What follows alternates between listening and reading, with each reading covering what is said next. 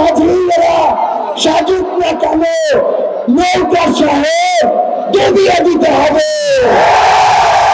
জনতার দ্বারা নির্বাচিত জনগণের সরকারের হাতে ক্ষমতা না যায় ততদিন পর্যন্ত রাজপথে 10 মিনিটের ঘোষণায় নামার জন্য প্রস্তুত থাকতে হবে। তার জায়গা আমাদের এই বাংলাদেশে হবে না। আমরা একটি কথা আপনাদের স্পষ্ট করে বলব, এই যে শয়তানরা, এই যে কুচক্রীরা, তাদের যারা দোষের তারা কিন্তু একদিনের অভ্যুত্থানের দেশ ছেড়ে চলে যায়নি। সালমানের রহমানের মতো ধন্য সেজে লুকিয়ে আছে আমাদের আশেপাশে। এদেরকে প্রতিহত করতে হবে।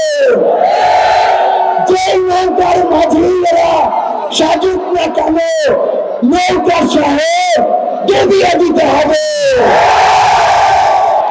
আপনাদেরকে স্পষ্ট করে বলি, আমরা আমাদের একটি ধারপত্র পার হয়েছি।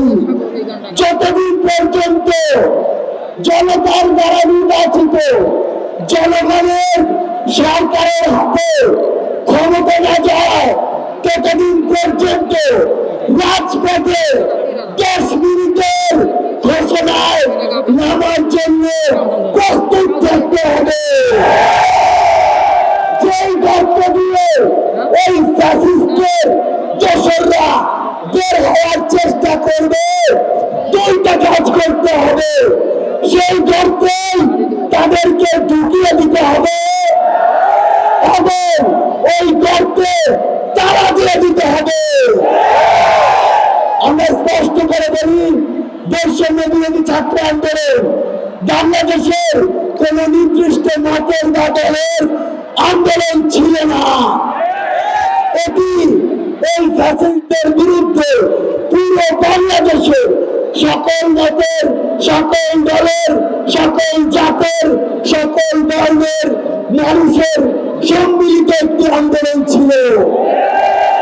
সেই জায়গা থেকে সামনে যদি বিন্দু পরিমাণ কোন বাধার আশঙ্কা আমরা দেখি, তাহলে এই 5ই আগস্টের মতো জনতার স্রোতে তাদেরকে পিছিয়ে দিতে হবে। সবার সাথে এই রাজপথে যে কোনো সংকটে, যে কোনো সংগ্রামে আবার দেখা হবে। সেই পর্যন্ত আমাদের এই সংগ্রাম, আমাদের এই লড়াই